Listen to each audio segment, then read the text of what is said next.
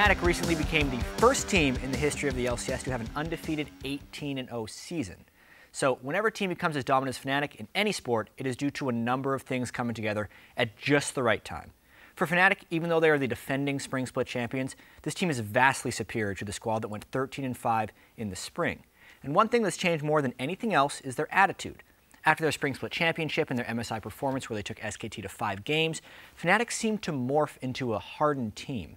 In the Spring Split, Fnatic had some of the most enthusiastic celebrations after victory of any team. They were an excitable team that took great joy in victory.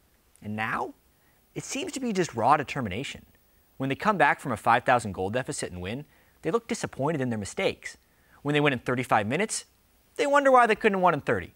And there is a certain charm in the determination Fnatic has and the drive they have to improve, but I also see their lack of celebration as a slight cause for concern, because small victories need to be celebrated in order to diminish the growing pressure of being undefeated.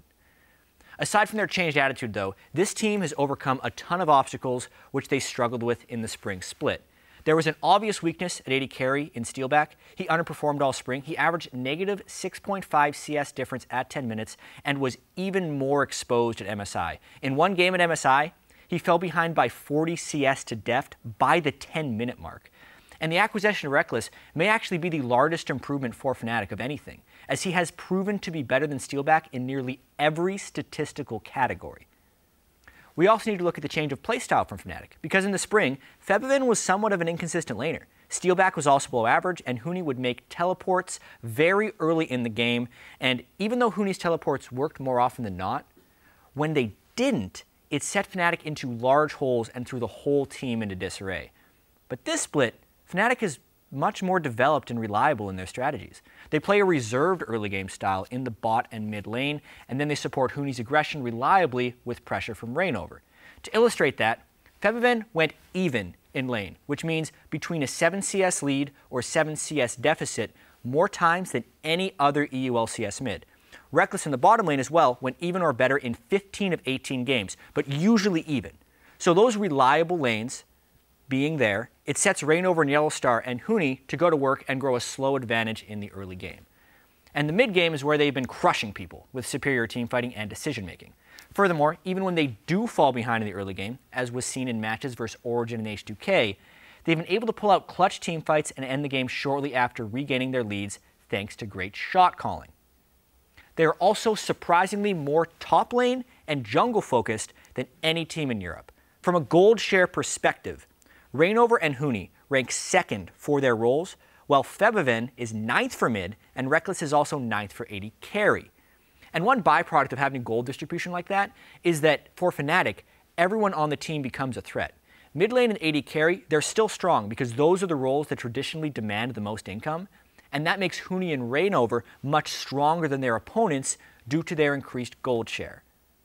Now on to Fnatic's team comps, we need to touch on that, because Fnatic is diverse in the raw number of champions they pick, but all of their comps follow a similar pattern of being a triple threat composition. Huni is on a carry, Reignover is on a tank jungler, and then Febiven and Reckless are on reliable, safe damage dealers most of the time. Very rarely does Fnatic depart from a 3-carry style. And with that, Fnatic has been good at every composition they've run this split. They're also well coached, well managed, and have one of the most experienced players in the world with Yellowstar at support. All those things, perfect recipe to go 18-0 in a split. They needed those things.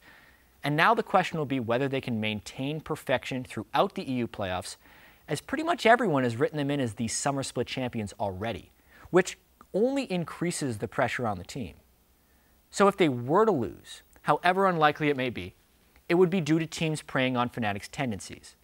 Teams need to cut into where Fnatic draw their advantages, meaning they would attack Huni and Reignover early, because if Reignover and Huni can't gain an advantage while Fnatic is splitting mid and bot lane by playing conservatively, maybe there's a chance this team falls. Easier said than done, of course.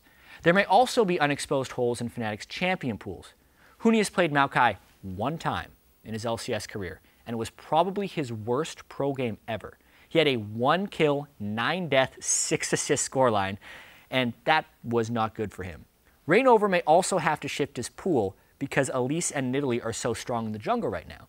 And while Reignover did play Elise in OGN to some success with 5 wins and 7 losses, that was long ago, and it's unexplored territory for Fnatic as a team.